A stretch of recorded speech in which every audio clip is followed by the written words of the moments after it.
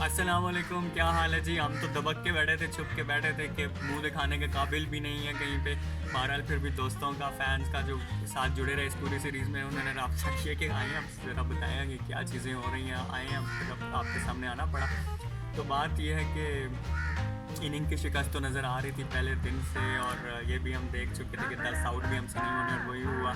लेकिन फिर भी हमने ज़रा पॉजिटिव अप्रोच की, हमने हनीफ मोहम्मद के साथ सबको जाम मिलाया, वो मिसालें दी कि यार वो अगर बंदा 3 साढ़े 3 दिन खेल सकता है वेस्ट इंडीज़ के ख़िलाफ़, इतनी बड़ी लाइन को तनहा उसने जो है फेस कर सकता है, छोटी छोटी पार्टनरशिप के साथ मैच बचा सकता है, तो ये भी कर सकते हैं। बंटे खेलने वाली टीम तो नहीं है ना, गुली डंडे वाली तो नहीं है ना।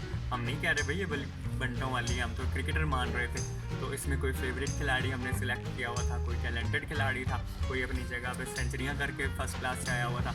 किसी को आपने सीधा सीधा जो है वो एक इनिंग पे best individual performer of the year का अवार्ड दे दिया। तो ये चीज़ें जब थी, कोई आपका जो बेस्ट कप्तान था, कोई आपका ऑलराउंडर था, बड़ा टैलेंटेड था, तो कोई एक तो 100-200 रन की इनिंग खेल देगा ना। डबल सेंचुरियाँ में तो लोग ही करते हैं, क्रिकेटर ही करते हैं, हम भी कर सकते थे। 2 दिन खड़ा रहना क्या कोई बड़ी बात थी। जब पहले मैच में भी हमने देखा कि हारता मैच हमने तकरीबन यानी हारे, लेकिन बचाने के करीब पहुँच गए थे। सो न्यूजीलैंड ने तो सही किस्म का फैंटा लगाया, लेकिन हमने जितने वो ख्वाब सोचे हुए थे, जुड़े हुए थे, वो पता नहीं चिकना चूर हुए, मलिया मेट हो गए, कुछ आमलेट बन गया, क्या हुआ कुछ समझ नहीं आया उनका।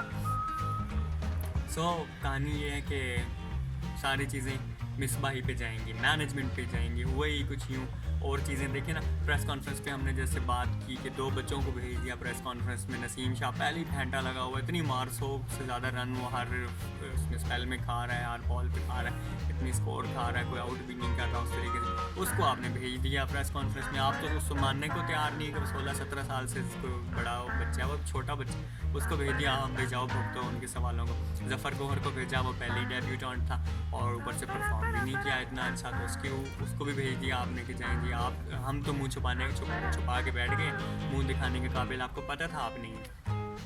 ये मलबे अब आप ही भी गिरेंगे सारे। टीम की हार तो है ही आपकी, और ये चीज़ें कि आपने क्रिकेट को तनहा छोड़ दिया, अपने हाल पे छोड़ दिया, बेरहम हाथों के आगे फेंक दिया आपने कि जाओ भुगते हैं आप लोग, हम तो बैठे हैं तनख्वाहें लेके यहाँ पे। तो बात यही हुई। मिसबा जो हैं उनकी आपको मैं बात बताऊँ कि एज खिलाड़ी जब वो खेल रहे थे, मेरी मुलाकात हुई, मैंने उनसे पूछा एक दफ़ा कि आप बताइए क्या कैरियर में इंसान के ऊपर बीतती है। तो ये बात आपको ये इसीलिए बता रहा हूँ कि हम समझते हैं खिलाड़ी हैं, लाखों करोड़ों कमा रहे हैं, पोजीशनों पे बैठे हैं, तनख्वाहें ले रहे हैं, क्या एंजॉय का, ऐसा नहीं होता। मिसबा का कहना था कि फर्स्ट टाइम जब मैं टीम में सिलेक्ट हुआ, कुछ परफॉर्मेंसेस की ओडीआईज में, 50-50 की, उसके बाद भी मैं ड्रॉप कर दिया गया। बड़ा डिसहार्ट था, 3-4 साल खेलता रहा, फर्स्ट क्लास में नहीं नज़र आ रहा था मुझे कि मैं दोबारा आ पाऊँगा टीम में।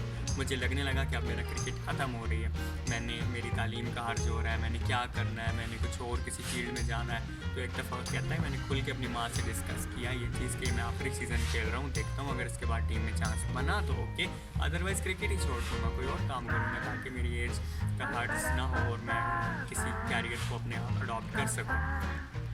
बात यही हुई कि मिसबा साहब ने अच्छा परफॉर्म किया, टीम में आए और फिर खिलाड़ी नहीं बल्कि कैप्टनसी उन्हें मिल गई, क्योंकि कुछ बात ही ऐसी हो गई थी, कोई उसका कैप्टन टीम में था नहीं, मुसलमान वगैरह के इशू और सारी चीज़ें जो थी। 12 टीम खेलती रही, कोई बहुत बड़े कप्तान, एग्रेशन नहीं था लेकिन डिफेंसिव कप्तान थे, लेकिन फिर भी टीम को आगे लेके चले, बड़े खिलाड़ी थे, बड़ी जगहों पर टीम को बचाया, मैचेस बचाए और इवन टेस्ट टीम को नंबर 1 तक ले गए, बहुत चीज़ें देखी। रिटायरमेंट के बाद इतनी पक्की पोजीशन मिली कि चीफ सेलेक्टर भी आप ही हो गए और कोच भी आप ही हो गए और सारी चीज़ें आप हो गई, हर चीज़ की जिम्मेदारी आप पे थी। और पूरी कोचिंग कैरियर में मिसबा की एक बड़ी मज़े की चीज़ उसने देखी मिसबा ने कि उस पर कोई इतनी बड़ी तनकीद नहीं होती थी। मैं बोलूँ, आप बोलें, कोई जर्नलिस्ट बोलें, ये चीज़ें इतनी ज़्यादा मैटर नहीं करती हैं जितना टेस्ट क्रिकेटर्स जब साबिक बोलते हैं। तो टेस्ट क्रिकेटर्स मिसबा के लिए कोई बहुत ज़्यादा नहीं बोले, कोई 99% तो ज़बान खामोश रही। वजह ये थी कि नया सिस्टम जब आया तो सभी को कहीं ना कहीं छोटी छोटी नौकरी मिल गई। जैसे हमने सियासत में देखते हैं कि सबको छोटा को पार्ट दे तो वो अपनी आपस में उलझे रहते हैं। तो अभी जितने टेस्ट क्रिकेटर थे पोटेंशियल वाले, कोई कोच लग गया, कोई चीफ सेलेक्टर बन गया, कोई सेलेक्टर बन गया छोटी टीमों के, हर कोई एकेडमी में लग गया, हर बंदा तनख्वाह ले रहा है, हर बंदा अपनी उसमें फंसा हुआ है कि अपना परफॉर्म करना है और रोज़ी रोटी चलानी है। तो मिसबा की तरफ तो अब उंगलियाँ उठ ही नहीं रही थी, चंद लोग हैं जो बोल रहे थे, 99% आवाज़ें खामोश थी। सो सब कुछ अपनी मर्ज़ी से चला रहा था। और बात यही आपने देखी कि टीम में वो अपनी एज़ कैप्टन जब हम बात करते हैं, आप अपनी पसंद के खिलाड़ी खिलाते हैं, तो ये चीज़ यही है कि अगर टीम में आपके पूरे पूल जो है टीम में मुल्क में है ही 30-35 के एवरेज से खेलने वाले बंदे हैं, सारे एक दूसरे से बॉलर हैं, तो आप अपनी पसंद की टीम खिलाते हैं कि आप उससे अपनी मर्ज़ी से लड़वा सकें। लेकिन अब आप कैप्टन नहीं हैं, अब आप कोच हैं, अब आप कैप्टन को भी देखें और कैप्टन को पूल में से बेस्ट चीज़ें ला के दें। अगर आपके पास पीछे 40-45-50 की परफॉर्मेंस देने वाले बंदे हैं तो उनको टीम में लाएं। फिर पसंद नापसंद का चक्कर इतना नहीं रह जाता है, क्योंकि आप तो चीफ सेलेक्टर है ना, आपकी जिम्मेदारी है बेस्ट टीम को आगे भेजना।